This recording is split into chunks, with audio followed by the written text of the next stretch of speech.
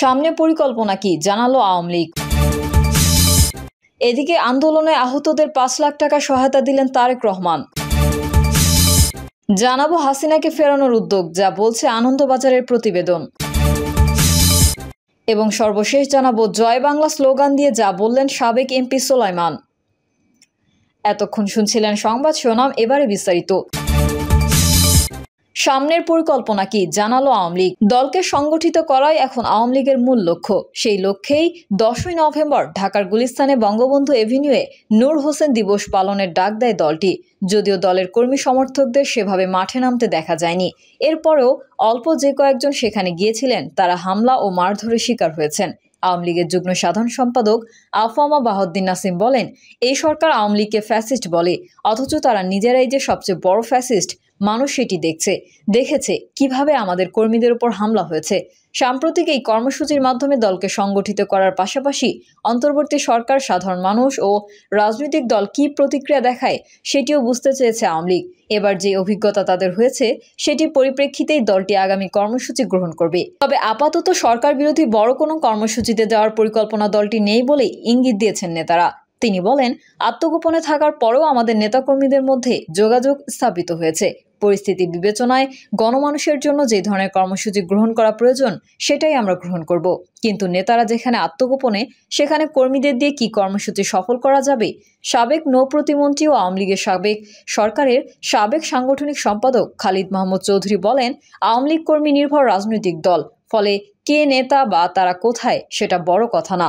কর্মসূচি দেওয়ার ক্ষেত্রে ধীরে চলো নীতিতে সামনে এগোতে চায় আওয়ামী লীগ। সাবেক পররাষ্ট্রমন্ত্রী ও আওয়ামী লীগের যুগ্ম সাধারণ সম্পাদক হাসান মাহমুদ বলেন, আওয়ামী লীগ কখনো ফুরিয়ে যায়নি, আওয়ামী লীগ ফুরিয়েও যাবে না। আওয়ামী লীগ সচেতনভাবেই এখন চুপ আছে।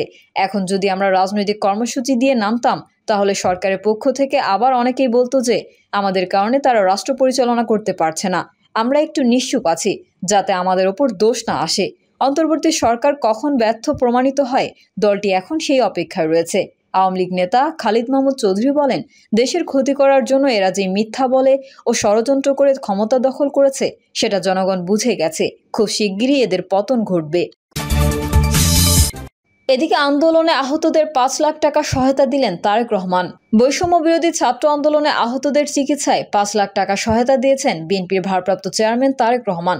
আজ বৃহস্পতিবার রাজধানীর জাতীয় অর্থোপেডিক হাসপাতাল ও পুনর্বাসন প্রতিষ্ঠানে চিকিৎসাধীন বিপ্লবীদের চিকিৎসার খোঁজখবর নিয়ে এই সহায়তার কথা জানান বিএনপির জাতীয় স্থায়ী কমিটির সদস্য সালাউদ্দিন আহমেদ। এ সময় তার সঙ্গে ছিলেন বিএনপির সিনিয়র যুগ্ম মহাসচিব রুহুল কবির রিজভী এবং স্বাস্থ্য বিষয়ক সম্পাদক ডক্টর রফিকুল ইসলাম। হাসপাতাল থেকে বেরিয়ে সালাউদ্দিন আহমেদ সাংবাদিকদের বলেন, আমরা শুনেছি গতকাল বুধবার অন্তর্বর্তীকালীন সরকারের স্বাস্থ্য উপদেষ্টা এখানে এসেছিলেন। তিনি চিকিৎসারত সবার সঙ্গে দেখা করতে পারেননি।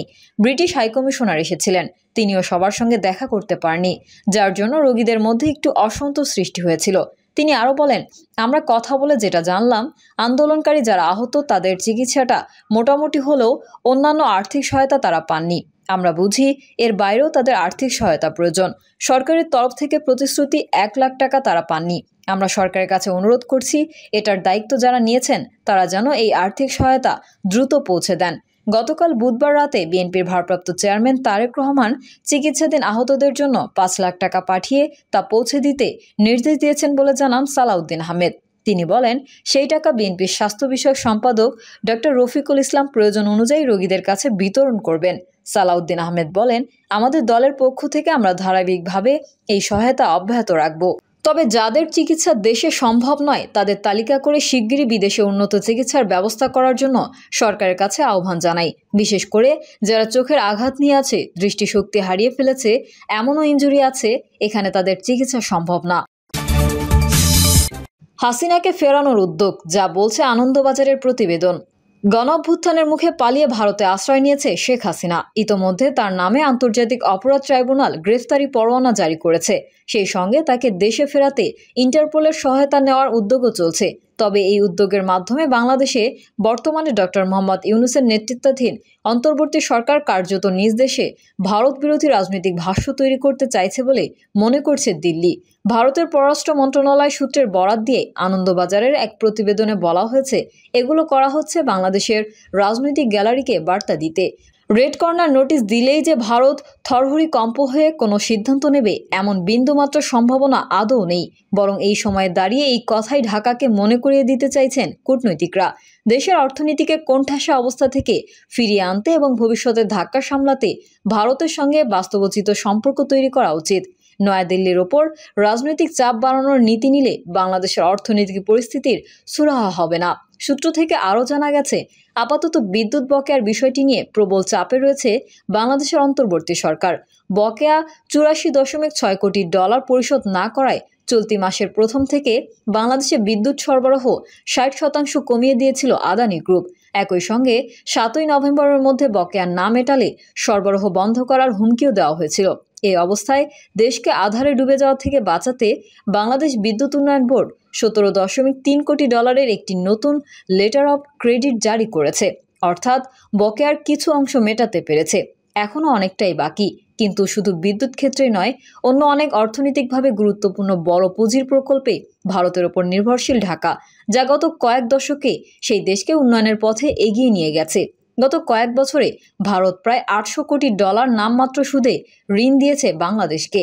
এছাড়া অনুদান দিয়েছে বিভিন্ন প্রকল্পে, যার মধ্যে রয়েছে সড়ক, রেল, সেচ, নৌবন্দরের মতো ক্ষেত্র।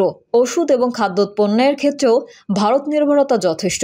সাউথ ব্লকের তথ্য মতে 2022-23 আর্থিক বছরে ভারত বাংলাদেশের বাণিজ্যের পরিমাণ প্রায় 1600 কোটি ডলার। দ্বিপাক্ষিক সম্পর্কে গুরুত্বপূর্ণ স্তম্ভ হয়ে দাঁড়িয়েছে শক্তি ক্ষেত্রে সহযোগিতা। পাশাপাশি অয়েল ইন্ডিয়া এবং ওএনজিসি বিদেশ লিমিটেড যৌথ মঞ্চ তৈরি করে সে দেশের উপকূলবর্তী এলাকায় তেল নিষ্কাশনে বড় ভূমিকা নিয়েছে। পররাষ্ট্র মন্ত্রণালয় জানিয়েছে, এই মুহূর্তে ভারত থেকে 1160 মেগাওয়াট বিদ্যুৎ আমদানি করছে বাংলাদেশ। পাইপলাইনে ভারত থেকে বাংলাদেশের হাই স্পিড ডিজেল পরিবহন উল্লেখযোগ্য সাফল্য। প্রাকৃতিক বিপর্যয়, খাদ্য নিরাপত্তা, শক্তি ক্ষেত্রে নিরাপত্তার মতো প্রতি বছর লেগে থাকা সংকটে নাস্তানাবুদ বাংলাদেশের অর্থনীতি। সূত্রের বক্তব্য, এই ক্ষেত্রগুলোতে ভারতের সহায়তা বাংলাদেশের অর্থনীতিকে সামলাতে এখন খুবই জরুরি। শেখ হাসিনার সময়েই বৈদেশিক ঋণের পাহাড় জমেছে। সর্বশেষ পাওয়া সরকারি তথ্য অনুযায়ী জাপানের কাছ থেকে 921 কোটি ডলার, রাশিয়ার থেকে 509 কোটি, চীনের থেকে 476 কোটি এবং ভারতের থেকে 102 কোটি ডলারের ঋণ বাংলাদেশের। বাস্তবে ঋণ আরও বেশি। তথ্য অনুযায়ী 2023 সালের জুলাই থেকে 2024 সালের মার্চ পর্যন্ত বাংলাদেশ 563 কোটি ডলার ঋণ নিয়েছে। আওয়ামী লীগের সময় ঋণের কিস্তি শোধ করতে হবে এই সরকারকে। পরিস্থিতি এমন দিকে যাচ্ছে যা সামাজিকভাবে নৈরাজ্যের জন্ম দিতে পারে বলে আশঙ্কা করা হচ্ছে। জ্বালানি ও বিদ্যুৎ সহ কাঁচা বাজারেও মূল্যবৃদ্ধি আকাশ ছোঁয়া। বাংলাদেশ আর্থিকভাবে দেউলিয়া হয়ে পড়লে তা ভারত তো বটেই, গোটা দক্ষিণ এশিয়ার পক্ষেই চ্যালেঞ্জ হয়ে দাঁড়াবে। দিল্লির মতে, এই কোণঠাসা পরিস্থিতিতে ভারতকে চাপ দেওয়ার চেষ্টা না করে বরং ভারতের সহায়তা নিয়েই অর্থনীতিকে কিছুটা চাঙ্গা করার লক্ষ্য হওয়া উচিত ইউনূস সরকারের। জয় বাংলা স্লোগান দিয়ে যা বললেন সাবেক এমপি সোলাইমান। বৈষম্য বিরোধী ছাত্র আন্দোলনে মোহাম্মদ রাকিব হাওলাদারকে গুলি করে হত্যার অভিযোগে চকবাজার থানার মামলায় গ্রেফতার সাবেক সংসদ সদস্য মোহাম্মদ সোলাইমান সেলিমকে কারাগারে পাঠিয়েছেন আদালত। ঢাকার মেট্রোপলিটন ম্যাজিস্ট্রেট আদালত হুসাইন মোহাম্মদ জোনায়েদের আদালতে এই আদেশ দেন। একই সঙ্গে রিমান্ড ও জামিন শুনানির জন্য 27 নভেম্বর দিন ধার্য করেন আদালত। আজ বৃহস্পতিবার ঢাকার চিফ মেট্রোপলিটন ম্যাজিস্ট্রেট আদালতে তোলা হয়। তখন তিনি জয় বাংলা স্লোগান দিয়ে শেখ হাসিনা আবার আসবে বলে এই মন্তব্য করেছেন। এর আগে তাকে আদালতে হাজির করা হয়। এরপর মামলার তদন্তকারী কর্মকর্তা পুলিশ পরিদর্শক মোহাম্মদ আবুল খায়ের তার 10 দিনের রিমান্ডে নিতে আবেদন করেন। এ সময় আসামি পক্ষে তার আইনজীবী রিমান্ড বাতিল ও জামিন চেয়ে আবেদন করেন। তবে এই মামলার মূল নথি না থাকায় আদালত তাকে কারাগারে পাঠানোর আদেশ দেন। মামলার অভিযোগে বলা হয়, গত 5ই আগস্ট সকালে চাংখারপুল মোড়ে আন্দোলনরত বৈষম্য বিরোধী ছাত্র জনতার উপর আওয়ামী লীগের বিভিন্ন অঙ্গ সংগঠনের নেতাকর্মীরা আগ্নেয়াস্ত্র ও দেশীয় অস্ত্রশস্ত্রে সজ্জিত হয়ে নির্বিচারে গুলিবর্ষণ ও এলোপাথারি ককটেল বিস্ফোরণ ঘটায়। এ সময় আওয়ামী লীগের নেতাকর্মীদের ছোড়া গুলিতে মোহাম্মদ রাকিব হাওলাদার গুলিবিদ্ধ হন। গুরুতর আহত অবস্থায় রাকিবকে ঢাকা মেডিকেল কলেজ হাসপাতালে নেওয়ার চেষ্টা করলে আওয়ামী লীগের অঙ্গ সংগঠনের নেতাকর্মীরা বাধা দেয়। পরে স্যার সলিমুল্লাহ মেডিকেল কলেজ হাসপাতালে নিয়ে গেলে বিকেল 2:45টার দিকে চিকিৎসক তাকে মৃত ঘোষণা করেন। এ ঘটনায় গত 23 সেপ্টেম্বর নিহতের বাবা মোহাম্মদ জাহাঙ্গীর হোসেন বাদী হয়ে চকবাজার মডেল থানায় হত্যা মামলা করেন।